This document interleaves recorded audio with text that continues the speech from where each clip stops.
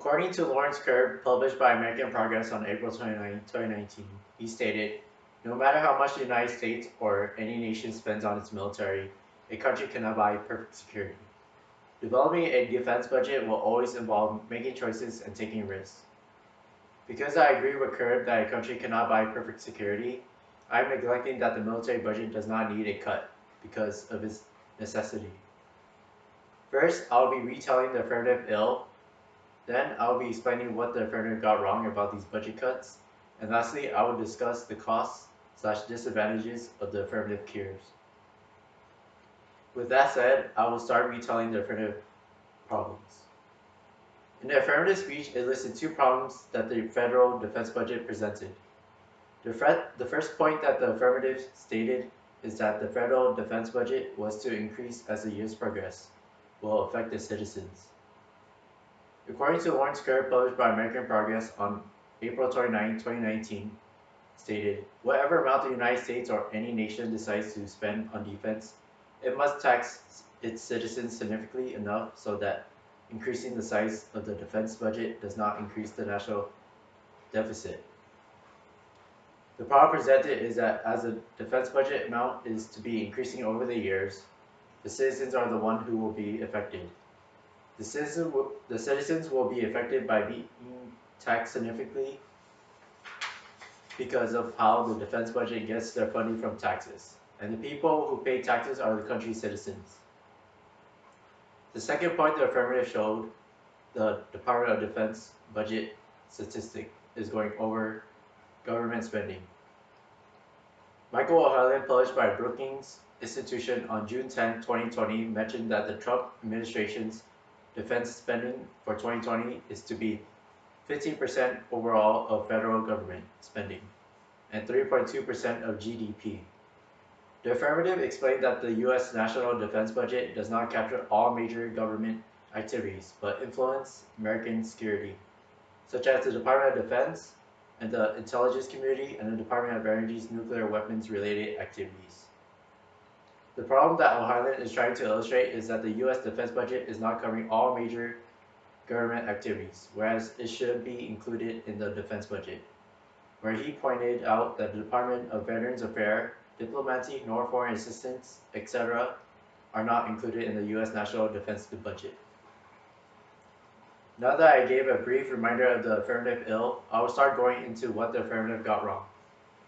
What the affirmative got wrong was illustrating that the defense budget is going over the government spending, but does not explain how their spending works.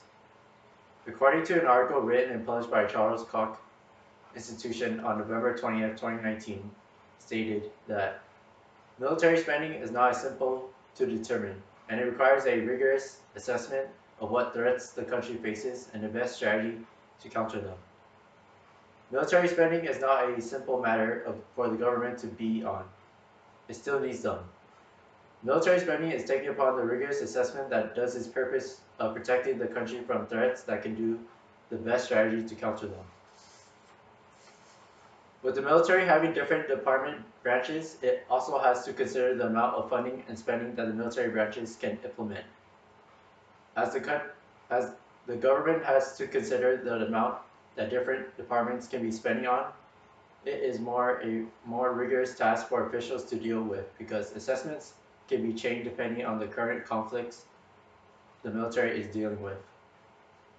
The second point of what the affirmative got wrong was that the U.S. citizens will be affected if the defense budget increased. According to Mike Turner, published by The Hill on July 30th, 2020, stated, "Not only did the Pentagon flounder in its development of new weapons and technology, but these cuts were so crippling that aircraft-related accidents increased and men and women in uniform were forced to work in buildings that literally could not afford to keep their lights on, including in my own district at Wright-Patterson Air Force Base." What was wrong about the affirmative stating that citizens will be affected is that it does not state why and how it's a problem. Moreover, it does not express how much the budget is saying that it's too big. Turner pointed out that our servicemen and women in uniform are forced to put their lives on the line when these cuts are causing aircraft-related accidents that put them in danger that deal with these accidents because of these budget cuts. such as in Turner's district, occurred in the Wright-Patterson Air Force Base, where accidents have taken place because of the budget cuts. Now that I explained what the affirmative got wrong, I will now go into the affirmative cures plan's cost/disadvantages. The affirmative cure plan presented base realignment and closure that would close the Defense Department bases that are spending resources on access infrastructures that are insignificant.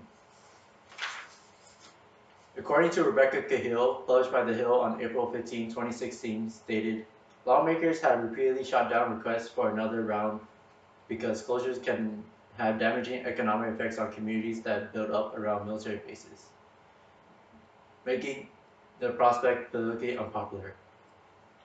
The cost of closing the Defense Department bases with base realignment and closure is financial because shutting down these bases will impact some communities' economic effects. Lawmakers have stated that communities will be damaged by the cost financially because some communities mentioned by the lawmakers that closing these will cause the communities near military bases to feel fiscal constraints of the military. During the last base closing that happened in 2005, some communities' economic effect occurred, told by the lawmakers. In addition, David Virgin articles published by the U.S. Department of Defense on March 19, 2020 stated, outside the installations, local communities that depend on defense dollars suffered, he added. Virgin points out that there are local communities within the U.S. in the past that depended on the defense economy that was suffering because of past cuts. It shows that doing specific budget cuts can cost a community financially and warn that this may happen again if more cuts planned were placed in the future. Furthermore, closing the base Defense Department bases with the base realignment and closure would create a new job loss problem. According to Jeff Daniels, published by CNBC on July 19, 2017, stated, no doubt base closing are politically unpopular idea for members of Congress, with some analysis likening it to a hot potato. Because of the general uneasiness of lawmakers who support something could result in job losses and economic hardships back home, closing the defense bases around having the problem of damaging communities economically also creates the problem of resulting job losses in these communities. The job loss would occur outside these military bases, such as factory makers who supply individual military bases, resulting in workers in those factories losing their jobs. With the discussion of the disadvantages of closing defense bases, I will conclude this topic.